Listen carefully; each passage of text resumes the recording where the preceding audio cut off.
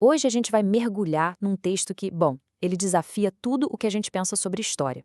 Imagina só, um documento que alega ter 38 mil anos, supostamente escrito por um sobrevivente de Atlântida para revelar os segredos do universo.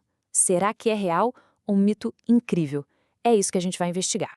E a grande questão é essa aí, né? E se um texto com 38 mil anos guardasse os segredos de uma civilização que a gente nem tem certeza se existiu? Pois é, a gente está falando das Tábuas de Esmeralda, um texto que se diz ter sido escrito, olha só, 36 mil anos antes de Cristo. E o mais maluco, segundo o autor, não é só um relato do passado, é quase um manual de instruções para o nosso futuro. E logo de cara, o autor já chega se apresentando de um jeito bem direto, bem grandioso. Eu, Tots, o Atlante. Ele não está dizendo que é só um cara que escreveu umas coisas. Não, não. Ele se diz um mestre, guardião da sabedoria da própria Atlântida. Então a pergunta que fica é: quem é essa figura? Ok, então para a gente entender a mensagem, primeiro a gente tem que entender quem é o mensageiro, certo? E o texto nos apresenta esse tal de Thoth. E olha, ele não seria um homem comum. Longe disso. Seria um ser imortal que teria ajudado a moldar civilizações inteiras. Vamos dar uma olhada na história que ele mesmo conta sobre si. E a história que o texto conta é simplesmente gigantesca. Thoth não seria um rei qualquer. Ele se descreve como um rei sacerdote imortal de Atlântida, que teria sobrevivido à queda da sua terra e depois disso governado o Egito por, pasmem, 16 mil anos. É uma escala de tempo que simplesmente não cabe na nossa cabeça, né? Desafia tudo que a gente conhece. E não era só a longevidade, não. Os poderes que ele dizia ter iam muito, mas muito além. O texto fala que ele conseguia renovar a própria vida, tipo 100 vezes 10, que viajava entre as estrelas e que possuía uma tal de chave da vida. Basicamente, ele não se coloca como um rei aqui da Terra. Ele se apresenta como um mestre do tempo e do espaço. Sabe como é, né? Toda grande história de origem, na verdade, começa com um fim. E a de Thoth começa justamente com a destruição da terra natal dele. Então vamos ver agora qual é a versão que as tábuas contam sobre o fim da lendária Atlântida. Antes de tudo dar errado, o texto pinta a Atlântida como um verdadeiro paraíso. Uma civilização incrível formada por 10 ilhas e governada por uns sábios chamados Filhos da Luz. Aparentemente, eles viviam em total harmonia com o universo. Só que esse equilíbrio todo estava com os dias contados. E o interessante é que a destruição não veio de um inimigo externo, veio de dentro. O texto diz que as pessoas de Atlântida começaram a descer a escuridão, sabe? E com isso quebraram alguma lei cósmica fundamental. E a consequência disso, o próprio planeta teria respondido com um cataclismo gigantesco que afundou tudo. No meio desse caos todo, uma figura chamada o Mestre aparece e dá uma ordem direta para Thoth.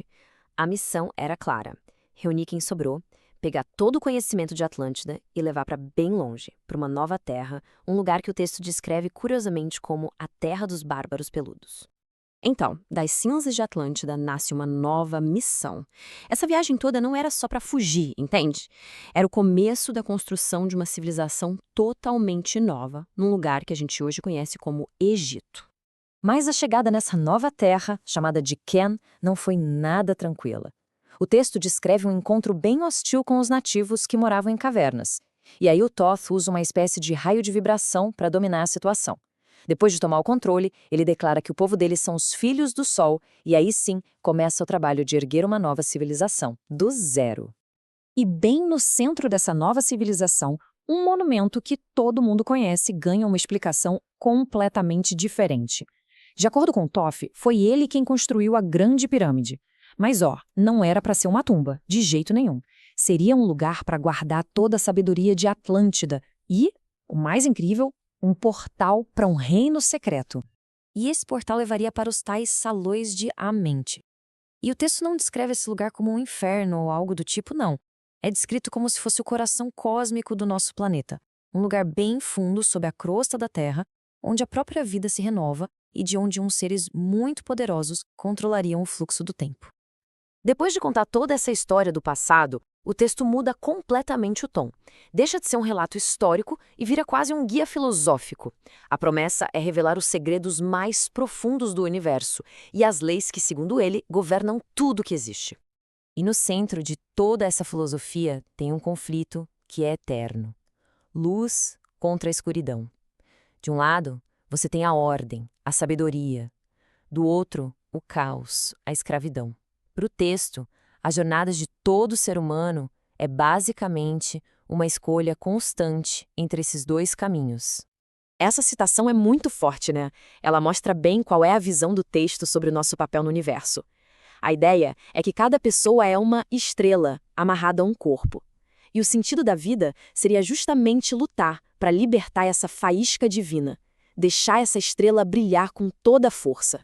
Tá, e quem é que supervisiona essa jornada toda? Bom, o texto apresenta os senhores de Amente, mas eles não são deuses que pedem para ser adorados. Pelo contrário, são descritos como inteligências cósmicas, mestres da magia, do tempo, da vida, que guiam a evolução de todo mundo a partir daquele reino secreto que a gente falou. Depois de falar do passado e dos segredos do presente, as tábuas dão um salto e vão lá para o futuro. A parte final do texto é basicamente uma grande profecia, uma visão do que estaria reservado para a humanidade nos próximos milênios. E essa visão do futuro não é nada fácil, viu? O texto prevê uma época de muitos conflitos, uma espécie de batalha final contra as forças da escuridão. Mas é justamente no meio dessa luta toda que a humanidade acharia o caminho para se iluminar e para a vitória da luz. Essa profecia tem várias etapas. Primeiro, o homem aprenderia a voar. Depois, viria uma guerra gigantesca entre as forças da luz e da escuridão. E aí, no momento mais tenso, seres superiores iriam intervir. Isso daria início a uma nova era de luz, onde até a própria Atlântida voltaria a surgir.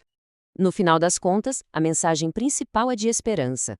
Mesmo com toda a confusão, com todos os conflitos, o destino da humanidade, segundo as tábuas, é superar a escuridão, evoluir e se tornar um com a luz, assumindo nosso lugar de direito como filhos da luz. E essa última citação aqui resume tudo perfeitamente. A escuridão é só um véu, uma coisa temporária. E a luz não é algo que a gente tem que conquistar lá fora. É uma herança que já está aqui dentro, esperando para ser redescoberta. E com isso, a gente volta para aquela pergunta do começo. As tábuas de Esmeralda são só um mito incrível, uma história cheia de símbolos sobre luz e escuridão? Ou será que elas são exatamente o que dizem ser? Um mapa para o nosso futuro, deixado por uma civilização que desapareceu? Bom, essa resposta, ela continua escondida, esperando que alguém consiga decifrar.